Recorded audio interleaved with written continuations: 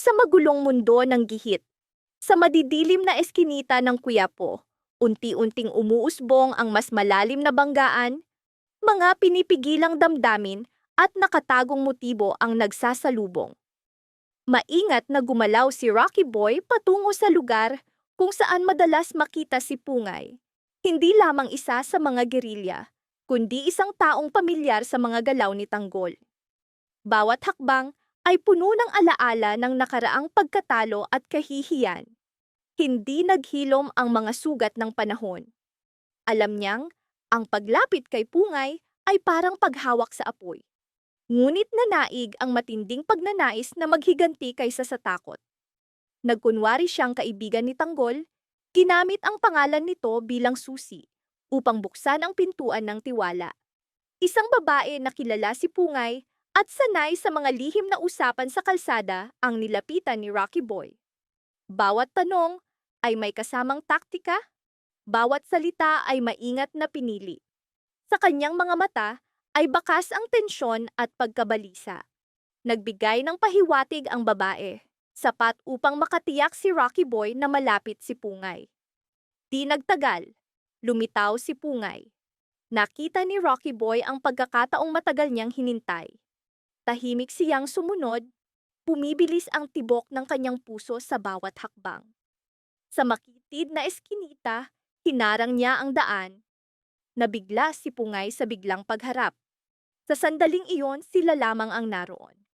Walang saksi, walang sigaw na maririnig. Sinunggaban ni Rocky Boy ang pagkakataon. Walang babala, walang pag-aalinlangan. Bigla niyang sinakal si Pungay. Malamig, matitibay na kamay na parang bakal ang pumisil sa kanyang leeg. Lumaban si Pungay, sumipa, nagpumiglas. Ngunit unti-unti nang hina ang kanyang katawan. Dumilim ang kanyang paningin, at sa huli bumagsak siyang walang malay sa mga bisig ni Rocky Boy. Mga bisig na puno ng puot at desperasyon. Ilang sandali pa, kumalat ang kaguluhan. Iniulat ng balita na dumarami ang mga nagpoprotesta sa harap ng mga tanggapan ng pamahalaan at sa munisipyo. Sa telebisyon, lumitaw ang mga mukha ng galit at pagod na tao, uhaw sa hustisya. Sa isang madilim na silid, nanood si Jackie ng balita. Naglalagablaba ang kanyang mga mata, kumukulo ang galit. Ang titig na iyon ay isa pang masamang hudyat ng paparating na banggaan. Tumindig si Jackie, mariin ang pagkakakuyom ng panga. Naniniwala siya, kahit gaano kalakas ang sigaw ng tao sa lansangan, hindi kailanman mawawala ang kapangyarihan ng mga gerero. Para sa kanya, ang kapangyarihan ay hindi regalo, kundi bagay na nakukuha sa pakikibaka at pinananatili sa pamamagitan ng takot. Sa kanyang tabi, nanginginig si Miguelito sa galit. Mariin ang pagkakakuyom ng kamao, pinipigilan ang pagsabog. Puno ng luha ang kanyang mga mata, hindi sa takot kundi sa pagkadismaya at puot sa mundong kanilang ginagalawan. Alam ni Miguelito, ang mga sigaw sa lansangan ay maaaring magdala ng pagbabago, ngunit bawat pagbabago ay babayaran ng dugo. Para kay Ramon, matagal nang lumampas sa hangganan ang lahat.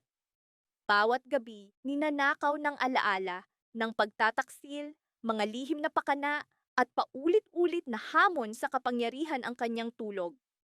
Bawat tibok ng puso ay paalala. Hindi na sapat ang banta at pananakot. Dumating na ang oras upang wakasan ang lahat, upang mag-iwan ng tatak na mananatili sa isipan ng kanilang mga kaaway. Para kay Ramon, ang hustisya ay hindi batas, kundi karahasang inaagaw sa puwersa. At ngayong gabi, handa na siyang magbigay ng aral na tatatak hanggang sa huling hininga ng bawat kalaban. Pagdating ni Ramon sa tambakan, sinalubong siya ng amoy ng kalawang at langis, humahalo sa bigat ng kanyang dibdib. Ang nagkalat na lumang sasakyan ay nakatayo na parang tahimik na mga saksi, naghihintay sa paparating na karahasan. Bawat anino, bawat bakal na katawan ay tila hudyat, isang bagong kabanata ng dugo at takot ang magsisimula. Sa gitna ng magulong isip ni Ramon, Bigla niyang nakita ang pamilyar na figura, si Divina. Ang kanyang mga galaw ay bakas ang matinding takot. Bawat hakbang ay karera laban sa oras. Sa isang iglap, nabasag ang katahimikan ng gabi sa putukan. Bawat bala ay parang kulog, paulit-ulit na hinahati ang katahimikan. Nabigla si Ramon sa nakita. Hindi lamang ang kanyang mga tauhan ang umatake, kundi isa pang grupo. Mga gerero rin sila, dala ang sariling galit at paghihigante laban kay Divina. Sa sandaling iyon, ang tambakan ay tuluyang naging mapanganib na larangan ng digmaan. Para kay Ramon, wala nang pagkakaiba kung sino ang tama o mali. Ang mahalaga ay alisin ang lahat ng humahadlang sa kanyang daan. Galit na galit, iniutos niya. Barilin ang lahat! Maging grupo ni Divina o kapwa mga gerero. Para sa kanya ay iisa lamang silang kaaway. Sa bawat putok ng baril ay tila gumagaan ang bigat na matagal niyang pasan. Sa gitna ng kaguluhan, nakita ni Brando ang pagkakataon. Ang tanging pagkakataon upang mailigtas si Divina. Nanginginig ang kanyang mga kamay, pinipigil ang takot, ngunit mariin niyang hinawakan ang braso ni Divina at sinabi, "Tumakas ka na, ako na ang bahala." Sa kanyang mga mata ay bakas ang tapang at determinasyon. Handa siyang magsakripisyo para kay Divina. Ngunit sa puso ni Divina ay sumiklab ang galit at lungkot. Hindi niya kayang iwan ang lalaking palaging nasa tabi niya sa oras ng panganib. Gayunman, bawat putok ng baril ay paalala. Kung mananatili siya, pareho silang mamamatay. Luhaan at mabigat ang hakbang, tumakbo si Divina. Pasan ang pangakong babalik kung may pagkakataon. Ngunit bago siya makalayo, nahuli si Brando ng mga tauhan ni Ramon. Walang awa siyang binugbog sa harap mismo ni Ramon. Bawat suntok at sipa ay sigaw ng matagal ng kinimkim na galit. Para kay Ramon, iyon ang sandali, ang patunay na walang sino mang makakatindig laban sa kanya at mabubuhay. Habang umiiyak at naghihirap si Brando, nanatiling malamig ang mga mata ni Ramon, tiyak na hindi na makakatakas o makakalaban ang kanyang kalaban. Samantala, tumakas si Divina mag-isa sa madilim na daan. Hingal, nanginginig sa takot, bawat tunog sa paligid ay tila banta. Bawat anino ay parang kaaway na sumusunod. Biglang hinarangan ng isang dambuhalang truck ang kanyang daan. Sa biglang preno, ay muntik na siyang mawala ng balanse. Dahan-dahan niyang itinaas ang ulo at nanigas ang kanyang katawan. Sa harap niya ay nakatayo si Tanggol. Hindi makapaniwala si Divina. Akala niya'y alaala na lamang si Tanggol. Matagal nang nawala. Ngunit narito siya, buhay, naglalagablab ang mga mata sa galit at determinasyon. Sa isang iglap, bago pa makapagsalita si Divina, sumugod si Tanggol. Bawat galaw ay puno ng matagal nang nakabaong puot. Mulit-muli niyang pinangga ang kotse ni Divina gamit ang truck para bang nais niyang hindi lamang durugin ang bakal, kundi burahin ang lahat ng kasalanang nagawa ni Divina. Umalingaw-ngaw ang tunog ng nagbabanggaang metal at nababasag na salamin. Sa gitna ng kaguluhan, nagtagpo ang kanilang mga mata, puno ng galit, takot, at nakatagong katotohanan. Isang banggaan, hindi lamang pisikal kundi moral at psikolohikal. Sa marahas na pagbangga, yumanig ang paligid. Ang kaluskos ng bakal at pagbasag ng salamin ay humalo sa sigaw ng takot ni Divina. Nanginginig ang kanyang tinig, puno ng pangamba. Wala na siyang matatakasan. Sa ilang segundo, hingal at nanginginig ang mga kamay sa manibela. Napagtanto ni Divina ang katotohanang matagal niyang iniiwasan. Ito ang bunga ng lahat ng kanyang ginawa. Bawat kasinungalingan, bawat pagtataksil, bawat desisyong ginawa para mabuhay ay nagdala sa kanya sa huling sandaling ito. Sa kailaliman ng lungsod, nagtagpo ang matagal ng naipong galit, pagtataksil, at paghihiganti. At ang apoy na iyon ay lalo pang pinatindi ng lihim na pag-atake ni Rocky Boy kay Pungay. isang sugat na nagbukas ng bagong hidwaan. Sa madilim na sulok kung saan naganap ang pag-atake, hindi lamang dugo ni Pungay ang nabuhos, kundi pati ang huling tulay ng tiwala sa pagitan ng mga paksyon ay gumuho. Si Rocky Boy, matagal nang nilalamon ng inggit at ambisyon, ay naniwala na tanging karahasan ang makapagpapatunay ng kanyang lakas. Si Pungay, minsan ay iginagalang at sinusundan, ngayon ay nakahandusay, sugatan, hindi lamang sa katawan kundi sa dangal. Mabilis kumalat ang balita, parang apoy sa tuyong damo. Samantala, patuloy ang protesta sa lansangan. Lalong tumibay ang paninindigan ni na Jackie at Miguelito. Sa harap ng galit na tao, matapang na tumindig si Jackie. Hawak ang mikropono. Naglalagablab ang mga mata sa galit at pag-asa. Para sa kanya, hindi na ito karaniwang laban. Ito'y panata para sa hustisyang matagal nang ipinagkait. Tahimik. Ngunit matatag na nakatayo si Miguelito sa kanyang tabi. Pasan ang bigat ng responsibilidad at takot na anumang oras ay maaaring maging trahedya ang kanilang pakikibaka. Bawat sigaw ng tao ay lalong nagpatibay sa kanilang desisyon. Wala ng pag-urong. Sa parehong sandali, ang tambakan ay sumabog sa madugong labanan. Minsang sa gisag ng mga sirang bagay, ngayoy naging entablado ng lantad na karahasan. Iba't ibang paksyon ang nagharap doon. Ang dating iisang layunin ay nagkawatak-watak sa pansariling interes at tuluyang gumuho ang kanilang pagkakaisa. Putukan, sigaw ng sugatan, amoy ng langis at dugo ang naghalo sa hangin. Sa kaguluhang iyon, wala ng kabanalan, wala ng tama o mali. Tanging likas na pagnanais na mabuhay. Sa gitna ng kaguluhan, napilitang tumakas si Divina. Mabilis ang tibok ng kanyang puso habang iniiwasan ang mga matang tila humuhusga sa kanya. Sa mabigat na pasya, iniwan niya si Belando, ang minsang naniwala at nagmahal sa kanya, ngunit ngayoy naiwan sa kaguluhan, litong-lito at wasak. Habang lumalayo, ramdam ni Divina ang bigat ng pagkakasala, para bang mga tanikala ang humihila sa kanyang mga paa. Ngunit tumakbo siya, sapagkat ang kaligtasan lamang ang natitirang daan. Sa huli, nahulog si Divina sa mga kamay ni Ramon. Matagal na niyang hinintay ang pagkakataong ito. Pinaharap niya si Divina sa malamig na titig. Ang kanyang tinig ay wala ng galit, kundi pagod at determinasyon. Sa bawat tanong at katahimikan, unti-unting binayaran ni Divina ang presyo ng lahat ng kanyang nakaraan. Hindi agad ipinatupad ang pisikal na parusa, ngunit napilitang harapin ni Divina ang mabigat na katotohanang matagal niyang itinatanggi. Ngunit ang tunay na wakas ay naghihintay pa sa huling sandali. Biglang bumalik si Tanggol, ang akalay matagal nang nawala, dala ang mga sagot at tapang upang harapin ang nakaraan. Sa harap ng truck, na biglang humarang sa kanyang daan, tuluyang naipit si Divina. Tumama ang mga ilaw sa kanyang mukha, ibinunyag ang takot, pagod, at pagsisising hindi na maitago.